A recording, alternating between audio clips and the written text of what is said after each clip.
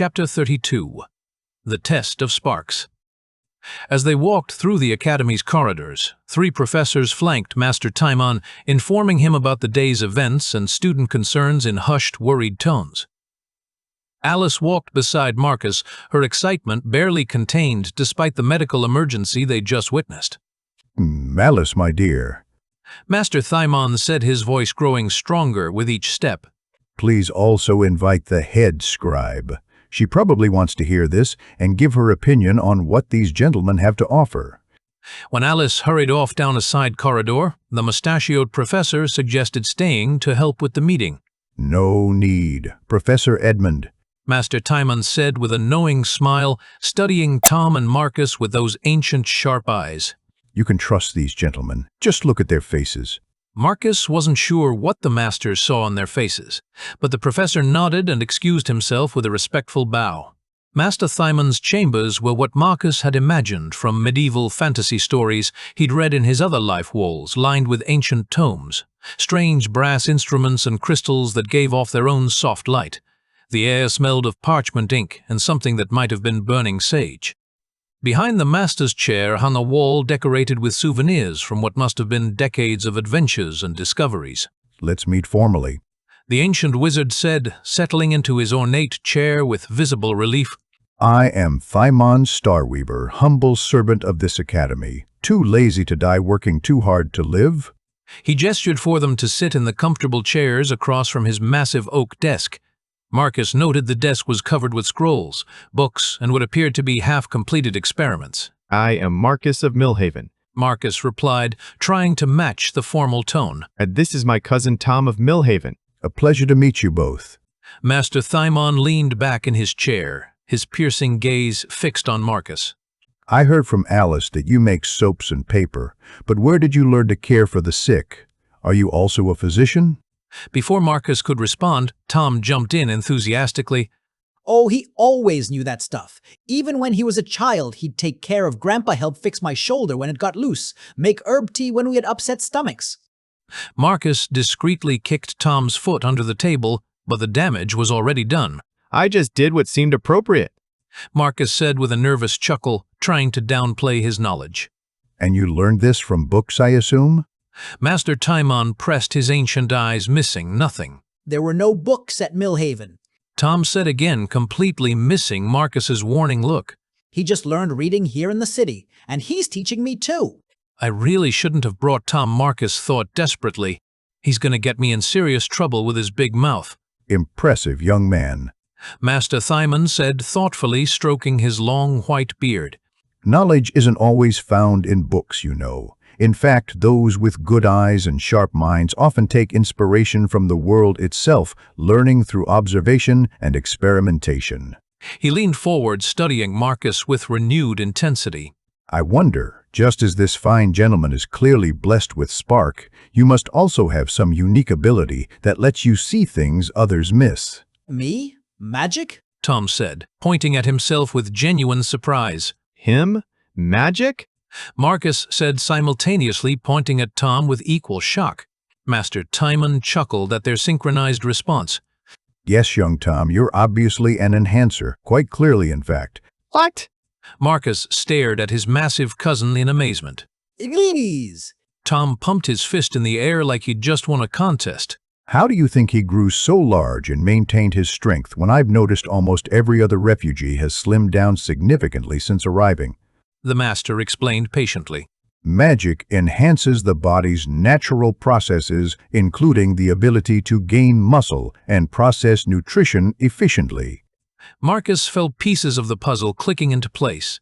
I always thought when he took the cows out to graze in the mountains, he hunted extra food or was somehow finding additional sources. What? No. Tom protested indignantly. Well, yes, I hunted sometimes when I could, but I never stole food from anyone. Of course not.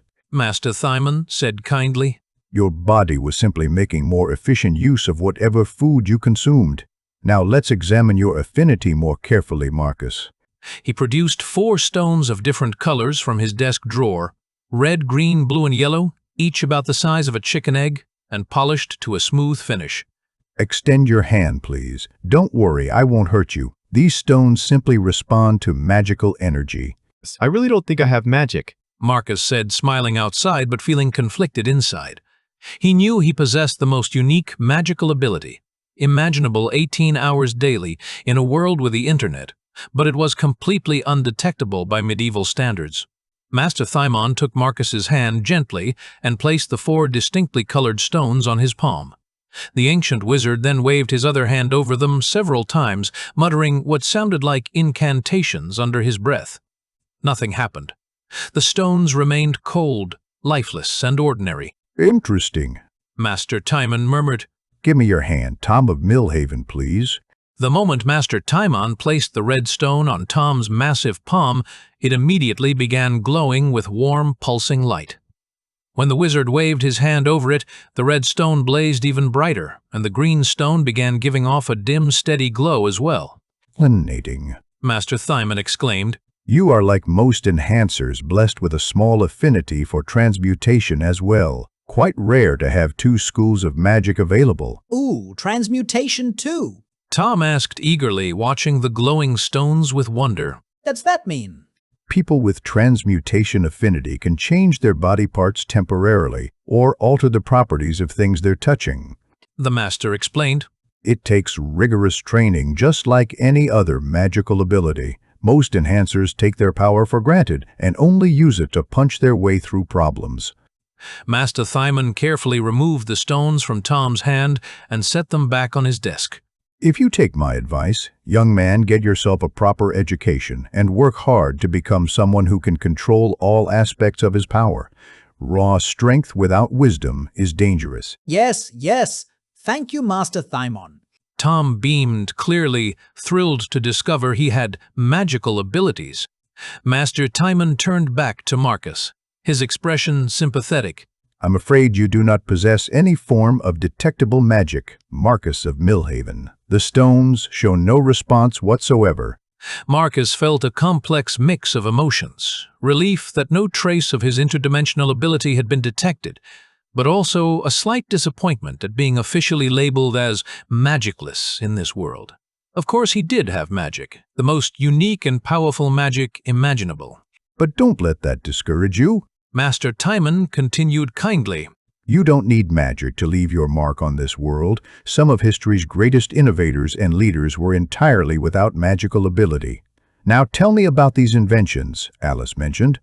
A polite knock interrupted them, and Alice entered with an elegant woman in flowing blue robes, clearly someone of high status within the academy. Oh, perfect timing. Master Thymon said, gesturing them forward. Alice, my dear, can you bring those paper samples you left me yesterday? I believe I placed them on the side table over there. Marcus accepted the advertisement papers from Alice, recognizing his own crude handiwork. Like I explained to Alice, these can't be turned into proper books, but for daily use student notes, temporary documents that could be used and then tossed in the fire afterward. Assuming you can afford unlimited ink, of course. Why would we create documents intended for only one use and then waste precious ink by throwing them into fire? The elegant woman asked skeptically. Marcus realized this must be head scribe Lady Genevieve. We do it constantly in my world, Marcus thought. You should see the amount of paper products we consume and discard without a second thought. Can you make better quality materials, reusable scrolls, or proper papers? Master Thymon asked with genuine curiosity. Not necessarily better, Marcus replied carefully. but definitely cheaper and potentially reusable. Maybe. Maybe. Lady Genevieve's eyebrows rose skeptically. Master, we do not need uncertain expenditures when the royal treasury has already cut our funding significantly. But I can definitely make the writing and book creation process 1,000 times faster. Marcus interrupted, reaching into his pocket. He pulled out 2 small carved wooden blocks he'd been working on. Please explain, Marcus of Millhaven. Master Timon said, his interest clearly piqued. While I was researching methods for cheap paper production, I realized these would be much more revolutionary. Marcus held up the wooden blocks. I carved these myself, though I should mention, I'm not a wood craftsman by any means, nor am I particularly skilled with artistic work. He definitely isn't. Tom added helpfully. Even little Tim draws better pictures than him. Marcus shot his cousin a look, but continued. If we could find an excellent woodcarver who could create these components with much smaller pieces, almost the size of individual handwritten letters. He pulled out a small vial of ink and carefully applied it to the raised surfaces of his wooden molds, then pressed them down firmly on the back of his advertisement paper. Hello, Valdris. Master Thymon read aloud, squinting at the small, clear text that had appeared. A little computer science joke, Marcus thought with private amusement. Small. The master observed. Almost like typical handwritten text. Oh, I see what you're proposing. When we create smaller individual letter pieces, you could arrange them into whatever text we need, and your machine could create as many copies of that page as necessary. This old wizard is incredibly sharp. Marcus thought impressed by how quickly Master Timon had grasped the revolutionary implications. Master, Lady Genevieve protested. this would eliminate the need for scribes entirely. It would end our profession. Actually, no. Marcus said quickly. It doesn't eliminate scribes at all. In fact, it increases your usefulness but changes how you apply your talents. It would increase demand for books back in my— Whoa! He caught himself just in time.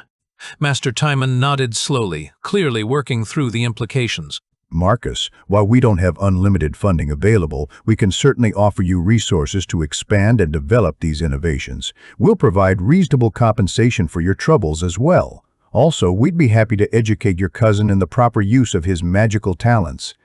Marcus felt his heart racing. This was the opportunity he'd been hoping for. Sir, I may have been introduced to you as an entrepreneur who created these things purely for profit, but honestly, money is the least of my current problems. He took a deep breath before continuing. Today we received an eviction warning from the refugee office. My entire family is facing homelessness. If you can provide housing for me and my family, I will gladly spend the majority of my time developing innovations for the Academy. I'm confident I can explain this arrangement to my current business partner. How cruel of them. Master Timon said, his expression darkening with genuine anger. But that can certainly be accommodated. He turned to Lady Genevieve with the tone of someone accustomed to having his requests fulfilled. Genevieve, we must find suitable quarters where our guests can stay for as long as needed. This is a priority. Master, Armai. Genevieve warned carefully. We cannot provide paying employment for all of his family members, given our current financial constraints. Find something appropriate for living. They can continue their work at the mines for the time being. Master Thymon said firmly, his ancient authority filling the room. These innovations could revolutionize how we preserve and spread knowledge throughout the kingdom. That's worth far more than a few silver pieces for housing. Alice thanked Marcus warmly as they prepared to leave, her eyes bright with excitement about the possibilities ahead. Marcus and Tom made their way back through the Academy corridors and out into the city streets. Both of them carried the weight of life-changing news. One had discovered he possessed magical abilities and would receive formal training. The other had possibly found salvation for his entire family through his knowledge and innovations. Oh, Tom said as they walked home. I have magic. You're going to work with the Academy, and our family might not be homeless after all.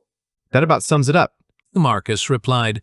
Good day, then. Very good day. Marcus's mind was already racing with possibilities. Finally, he could learn about the planet he was living on and ask questions to someone with knowledge. Master Timon seemed like the kind of person who would have answers about this world's astronomy history, and maybe even clues about how his world switching worked. For the first time since arriving in Valdris, Marcus felt like he might be able to understand not just how to survive here, but how everything connected together.